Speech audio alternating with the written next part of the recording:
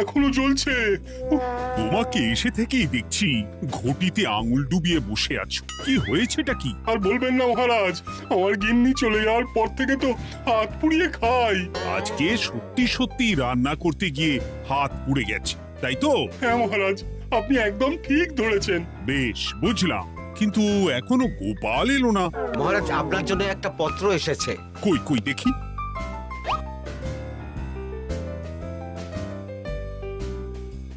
ঠিক আছে, তুমি এখন এসো। কিসের পত্র মহারাজ? দাঁড়াও, আগে গোপাল আসুক, তারপর বলছি। এই তো চলে এসেছি মহারাজ। দেখুন, আজকেও দেরি। আপনি কিছু গোপালকে বলেন না বলে লাই পেয়ে পেয়ে গোপাল আপনার মাথার উপরে উঠে গেছে। আমার নাম কি চুল নাকি যে মাথার উপরে উঠবো? আপনিও পারেন বটে। আমার নিজেরটাকেই চুল নেই। বাদ দাও, শোনো, আমি একটা নিমন্ত্রণ পত্র পেয়েছি। পাহাড়পুর রাজ্যের জমিদার বল্লভ নারায়ণ আমাকে নিমন্ত্রণ করেছেন। এ তো বেশ সুসংবাদ মহারাজ। পাহাড়পুর অপূর্ব সুন্দর রাজ্য, আপনি ঘুরে আসুন মহারাজ। না না না না না, আমি একা যাব না, তোমাকেও যে যেতে হবে। আজ বিকেলেই বেরোবো, তুমি জামা কাপড় গুছিয়ে রেখো। এ আমার পরম সৌভাগ্য মহারাজ। এ কি মহারাজ, গোপাল কেন যাবে? আমি কি দোষ করেছি? আমাকেও নিয়ে চলুন। না না না, তুমি রাজ্যের মন্ত্রী, আমি বেশ কিছুদিন থাকবো না, তাই রাজ্যটা তোমাকেই সামলাতে হবে। আচ্ছা আচ্ছা, আপনি তো রানীমাকেও নিয়ে যেতে পারতেন। আমি কোথায় কাকে নিয়ে যাব সেটা আমার একান্তই ব্যক্তিগত ব্যাপার। তুমি বেশি বোঝাতে এসো না মন্ত্রী। বেশ।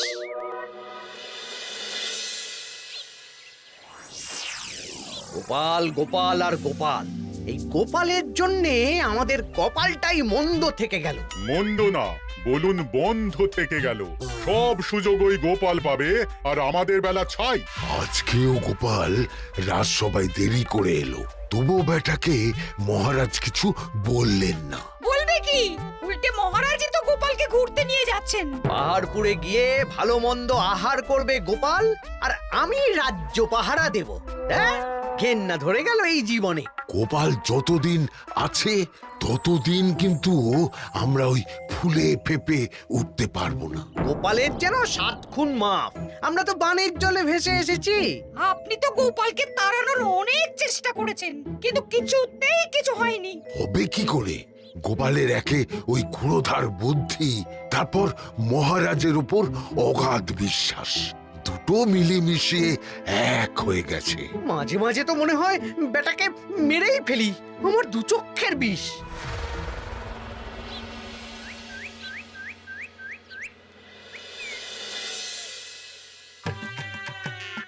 বলছি গিন্নি, কি এত তুমি পোটলায় বাঁধছো বলো তো? এত দূরের রাস্তা, তাই শুকনো খাবার ভালো করে বেঁধে দিচ্ছি। হ্যাঁ, তা কি কি দিয়েছো শুনি? ভিজে চিড়ে দিয়েছি, মুড়ি, নারকোল কুচো, চিনি দিয়েছি। হ্যাঁ, ব্যাস, আর কিচ্ছু দিতে হবে না। আমার সাথে তো মহারাজও যাচ্ছেন। আমি একটু বেশি করে দিয়েছি গো। দূর, সে কথা বলিনি। মহারাজ যাচ্ছেন তো, তাই মহারাজও নিশ্চয়ই রাজবাড়ি থেকে ভালো মন্দ খাবার নিয়ে আসবেন। যে যার নিজের তালে থাকে। কি আর করবো গিন্নি, উদরকে আদর করে যা সুখ তার অন্য কিছুতে নেই। বেশ বেশ, সাবধানে যেও। হ্যাঁ, তুমিও সাবধানে থেকো কিন্তু। আর নাতনি নাতনিগুলো এলে তাদের জানিয়ে দিও যে দাদু বেশ কিছুদিন থাকবে না। ঠিক আছে গো, ঠিক আছে। সাবধানে যাবেন মহারাজ।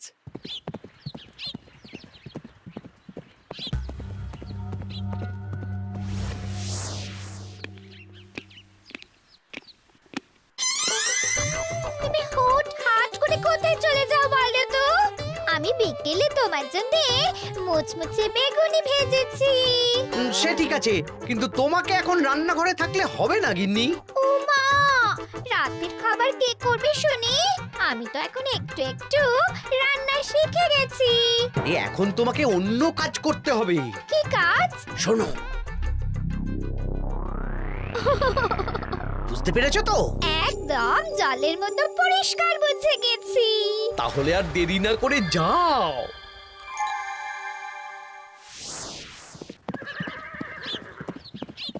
মহারাজ একটা কথা বলতে পারি? বলো গোপাল। আমরা পাহাড়পুর জমিদার বাড়িতে যাচ্ছি কেন? তুমি তো জানো আমাদের সেনাপতি এখন একা একাই নিজের সংসার সামলায়। হ্যাঁ, ওই ঘটনার পর থেকে তো সেনাপতির জন্য ভালো পাত্রীও পাওয়া যায়নি। পাহাড়পুরের জমিদার বল্লভ নারায়ণের একমাত্র কন্যা এখন বিবাহযোগ্যা, তাই আমি আর তুমি দেখতে যাচ্ছি। সেনাপতিকেও সাথে নিয়ে গেলে হতো। না, আগে আমরা যাব, মেয়েটা কেমন সেটা বিচার বিবেচনা করে ফিরে আসব। তারপর যদি সেনাপতি রাজি হয় তখন আমরা বাকি ব্যবস্থার দিকে এগোবো, তাই তো? একদম তাই।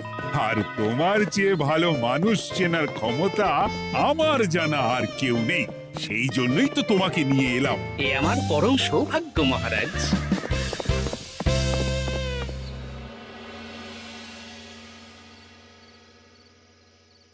প্রণাম রানীমা। আরে মন্ত্রী গিন্নি যে, বলো বলো। এই কিছু বেগুনি ভেজেছি, তাই আপনার জন্য নিয়ে এলাম রানীমা। সরলা, তুমি ওটা রান্নাঘরে নিয়ে যাও। আচ্ছা রানীমা। মা, এই গয়নাটা পরে কি সুন্দর লাগছে আপনাকে। নতুন নিলেন? না না, বছরখানেক আগে বিবাহ বার্ষিকীতে মহারাজ গড়িয়ে দিয়েছিলেন। একটা কথা বলবো রানীমা? বলো না, কি বলবে? আমার মনে হয় আপনাকে আমাদের মহারাজ না আর আগের মতন ভালোবাসেন না। এই কি কথা বলছো তুমি? খোলা চোখে যা মনে হয় তাই বলেছে রানীমা। এই দেখুন না, মহারাজ হঠাৎ পাহাড়পুরে ঘুরতে চলে গেলেন আর আপনাকে নিয়ে গেলেন না। নিশ্চয়ই কোনো কাজ আছে, তাই আমাকে নিয়ে যাননি। ওই তো, এত ছাড় দিয়েছেন বলেই তো পার পেয়ে বসেছে। অপরাধ নেবেন না রানীমা। মহারাজ সব ব্যাপারে শুধু গোপাল আর গোপাল, কিন্তু বাড়িতে যে আপনিও আছেন সেটা মহারাজ খেয়ালই করেন না। আসলে গোপালকে মহারাজ খুবই স্নেহ করেন তো। আপনি আগে না গোপাল আগে? পাহাড়পুর তো এত সুন্দর জায়গা, চারিদিকে পাহাড়, পাহাড় থেকে নেমে আসছে নদী। ভাবুন আপনাকে মহারাজ নিয়ে যেতেন যদি।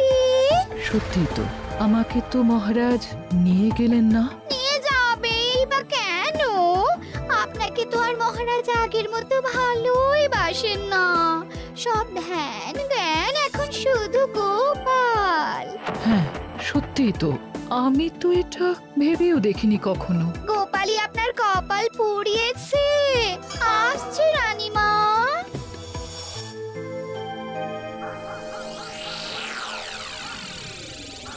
কি গো গিন্নি, আমি যেমন যেমন বলেছি তুমি তেমন তেমন রানীমাকে বুঝিয়েছো তো?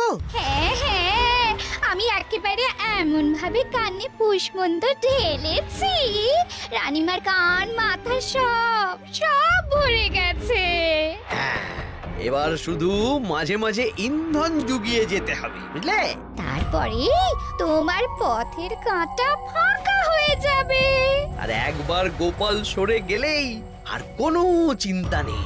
দু হাত ভরে রোজগার করবে গো।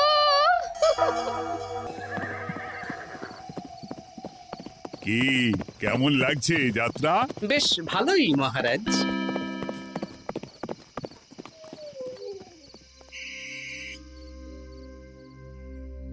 রানীমা, খাবার কি আমি এই ঘরে নিয়ে আসবো? না, আজ আমি কিচ্ছু খাবো না, কিচ্ছু না, খিদে নেই, যাও। এ কি রানীমা, আপনি তো সেই দুপুরের পর কিছুই খাননি। তোমাকে একবার কিছু বললে তুমি বুঝতে পারো না? বলেছি তো আমার খিদে নেই, আমাকে বিরক্ত করো না, যাও।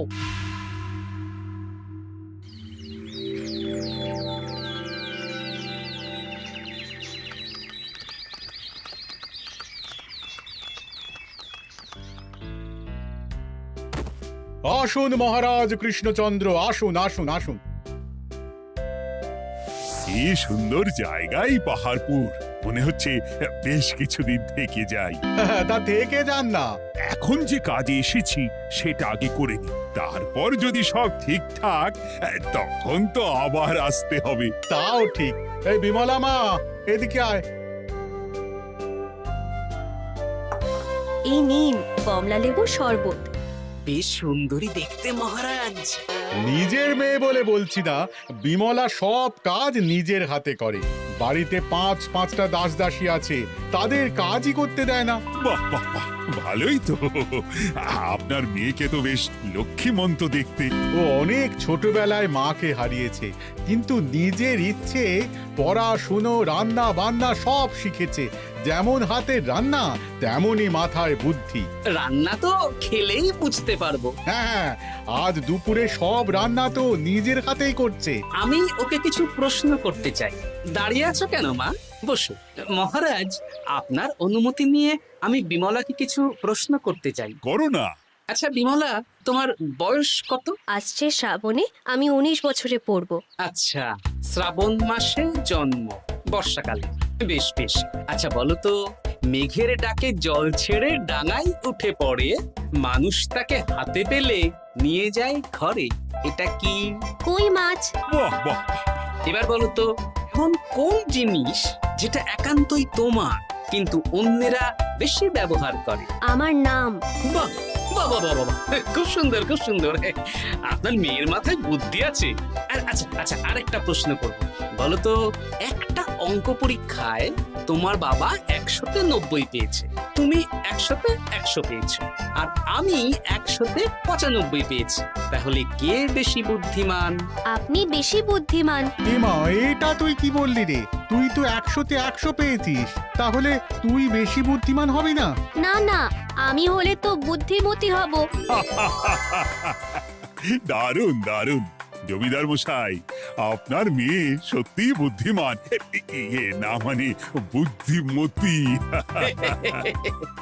এবার দুপুরের ভুরি ভোজটা খেলেই বুঝতে পারবো হাতের জাদু।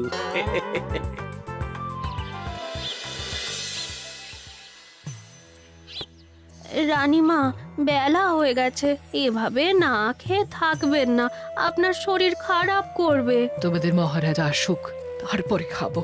যতদূর জানি মহারাজ আগামীকাল সকালে ফিরবেন।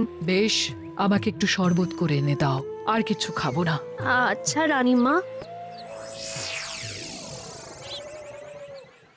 বুঝলি, আজ পুকুর ঘাটে গিয়ে যা শুনলাম না। কি শুনলে? রানীমা গতকাল বিকেল থেকে কিচ্ছু খাচ্ছেন না, মহারাজের ওপর রাগ করে। এখন রানীমার রাগ, এরপর ভাগ গোপাল ভাগ।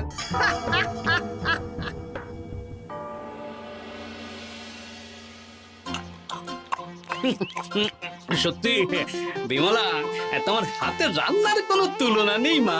আমাদের সেনাপতি তাহলে আর হাত পুড়িয়ে রান্না করবে না বলছো? সে যদি কর্তাগিন্নিতে রাগারাগি হয় তখন। মা আমার লজ্জা পেয়েছে। তা আপনাদের কোনো আপত্তি নেই তো? কি যে বলেন, আপনার রাজ্যের সেনাপতি বলে কথা।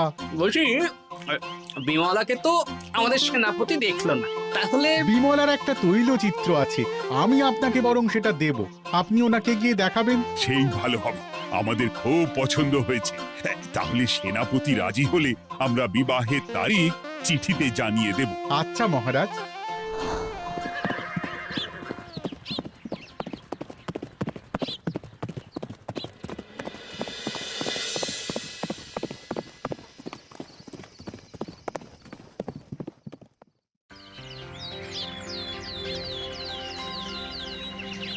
মহারাজ, আমি তাহলে আসি। যাওয়ার পথে আমি সেনাপতির সাথে কথা বলে নেব। হ্যাঁ হ্যাঁ গোপাল, এসো। বেশ ভালোই কাটলো পাহাড়পুরে। হ্যাঁ মহারাজ, অনেক ধকল গেছে, যান গিয়ে বিশ্রাম নিন।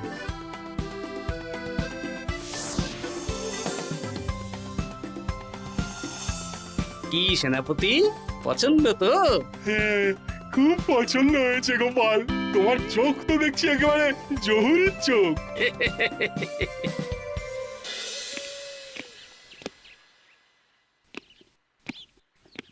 চিরটা কাল আপনি ওই গোপাল গোপাল করে কাটিয়ে দিন। কি হলো? রানীমা গত পরশু থেকে কিচ্ছু খাননি, গতকাল একটু শরবত খেয়েছেন শুধু। কেন, কি হয়েছে? দেখুন মহারাজ, সহ্যের একটা সীমা আছে। আরে, আমার তো কিছুই মাথায় ঢুকছে না। মাথায় শুধু গোপাল থাকলে আমার কথা ঢুকবে কি করে মহারাজ? আপনি আমাকে আর আগের মতো ভালোবাসেন না মহারাজ। এসব কি বলছো রানী? ঠিকই বলছি। আপনি খেয়ালই করেননি যে আমি গলায় আপনার পছন্দের পান্নার হার পরেছি মহারাজ। আরে আমাকে বলার সুযোগ দেবে তো। দেখুন, আপনি পাহাড়পুরে ঘুরতে গেলেন, গোপালকে নিয়ে গেলেন। আমারও মনে হয় কোথাও ঘুরতে যাই মহারাজ। আরে গোপালকে নিয়ে যাওয়ার প্রয়োজন ছিল, তাই নিয়ে গেছি। গোপাল তো আপনার প্রিয়জন, তাই ওকেই আপনার প্রয়োজন। আমি তো কেউ না।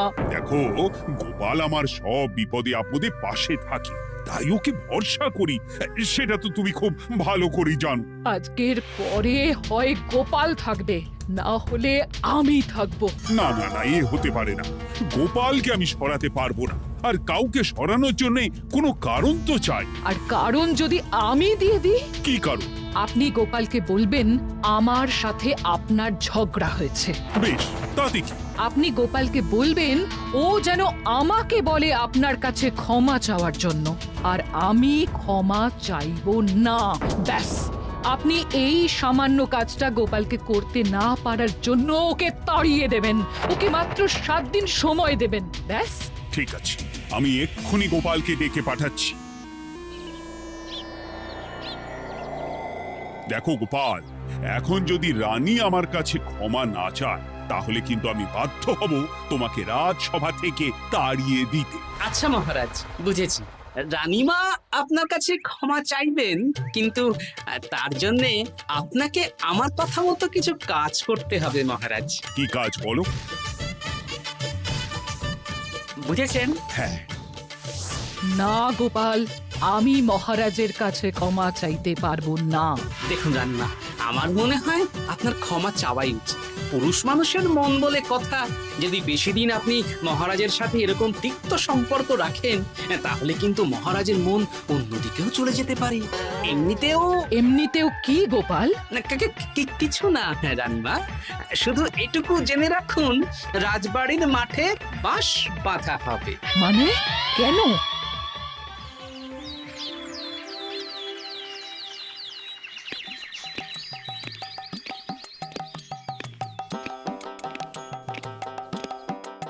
আসতে পারি মহারাজ?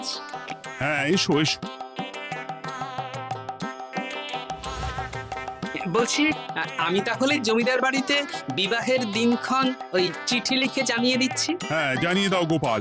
আর কি কি কেনাকাটা করতে হবে সেটার একটা তালিকা বানিয়ে ফেলো। আচ্ছা মহারাজ, মেয়ের শাড়ি আপনি নিজে পছন্দ করে কিনবেন তো? হ্যাঁ, ওই শাড়িওয়ালাকে আজকে দুপুরেই আসতে বলো। আচ্ছা মহারাজ। বিয়ের শাড়ি, কেনাকাটা, এসব কি মহারাজ? সেসব বলা যাবে না রানী, সময় হলে জানতেই পারবে। তবে বিমলাকে অপরূপ সুন্দরী দেখতে, এটুকু বলতে পারি। দেখুন তো মহারাজ, ওই টোপরটা ঠিক আছে কিনা? একদম ঠিক আছে, খুব সুন্দর। শাড়িওয়ালা এক্ষুনি আসছে। আসছি মহারাজ। এসো এসো। কার জন্য শাড়ি লাগবে মহারাজ? রানীমার জন্য? না না, বিমলার জন্যে। বিমলাকে? এক অপরূপা তরুণী, বুদ্ধিমতীও আছে, ধীর স্থির, ঝগড়া করে না। বেশ, অনেক হয়েছে মহারাজ। দোহাই আপনার, আপনি দ্বিতীয় বিয়ে করবেন না। আমি ক্ষমা চাইছি। কি বলছো রানী? আমি বুঝতে পেরেছি, আমি আপনাকে গোপালের নামে 2-4 কথা শুনিয়েছি বলে আপনি বিয়ে করতে চলেছেন। আমি আর রাগারাগি করব না, আমাকে ক্ষমা করুন। ব্যাস, রানীমা ক্ষমা চেয়ে নিয়েছেন, মানে আমার চাকরিটা থাকছে। হ্যাঁ গোপাল, হ্যাঁ, দোহাই তোমার, মহারাজকে বিপথে চালিত করো না। আরে ধুর, আমি বিয়ে করছি নাকি? বিয়ে তো হবে সেনাপতির। ওর জন্যই তো পাত্রী দেখতে পাহাড়পুরে গেছিলাম, গোপাল আর আমি। তার মানে মন্ত্রীর বউ আমাকে ভুল বোঝালো? আবার মন্ত্রীর কোনো ষড়যন্ত্র হবে, ওকে না নিয়ে গিয়ে গোপালকে নিয়ে গেলাম বলে। সেনাপতির বিয়ের আগেই আপনি মন্ত্রী মশাইকে ধোলাইটা দিয়ে দিন। ঠিক বলেছ রানী, তুমি বরং শাড়ি পছন্দ করো, আর আমি চললাম মন্ত্রীকে ধোলাই দিতে।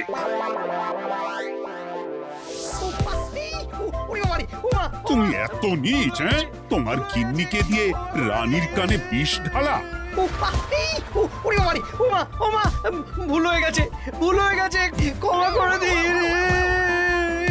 এখন মন্ত্রীমশাই ভ্যাঁ করছেন, কদিন পরে সেনাপতির বিয়েতে প্যাঁ হবে ছাদনা তলায়।